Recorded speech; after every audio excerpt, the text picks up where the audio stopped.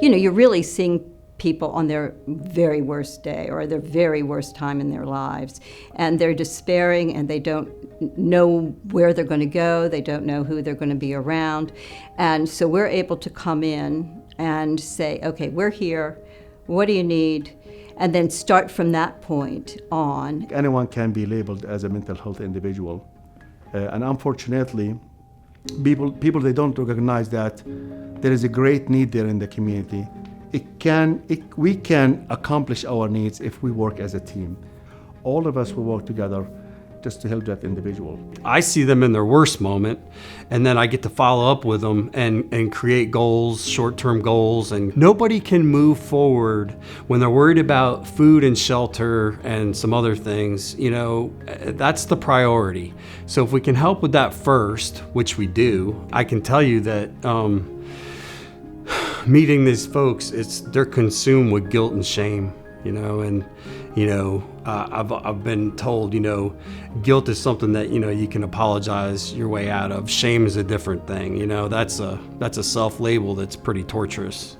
And a lot of the folks that I encounter are in that mode right there. So it does take a little work, and it does help being in recovery and being able to share, not their particular path, but be able to identify with those feelings and that void that they're feeling in their life, and be able to talk incrementally about moving forward together again. It seems like that right there is the spark that helps a great deal.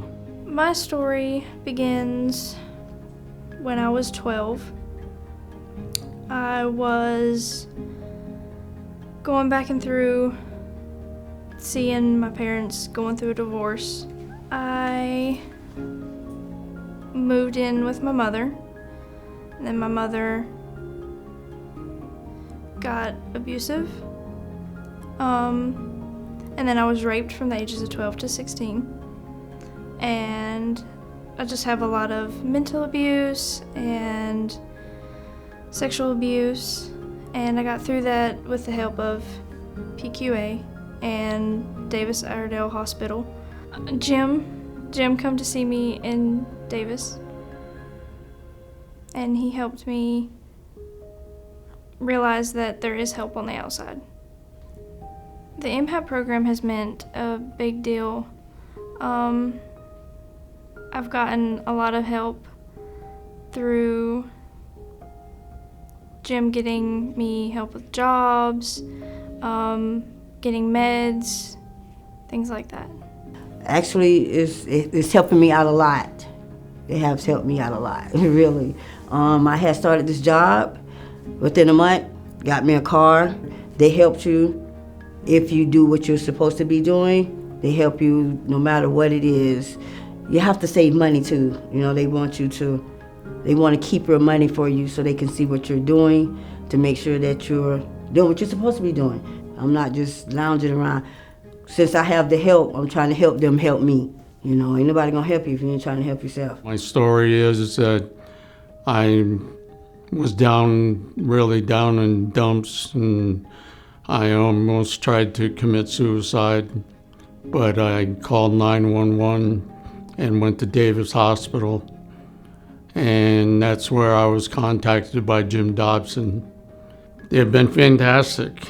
I mean, I couldn't ask for anything better than partners in PQA.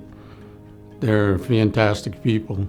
But that's where this comes in, is you get an advocate for you, which is a much needed thing in the recovery world, is having somebody on your team that will advocate for you. There's been times where people have said, thanks a lot, but no thanks.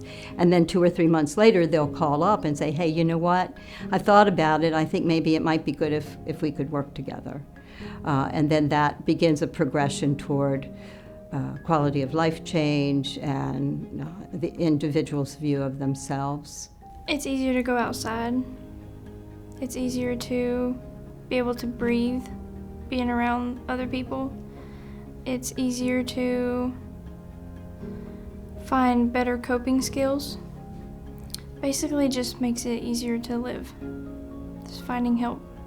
It makes me feel happy knowing that I'm me and can go about the world knowing that I'm in a better spot than where I was. I feel super great how far I've come. Yeah. I hope my story helps somebody. Somebody listen to it and take heed and be like, wow, just a month you got a car? You know, and just give it a try, because there's some help out there. You just gotta want it. You just gotta want it bad enough. I'm telling you, it's definitely something that a person needs to have, because if we didn't have them, we'd be out on the street, you know, at this point.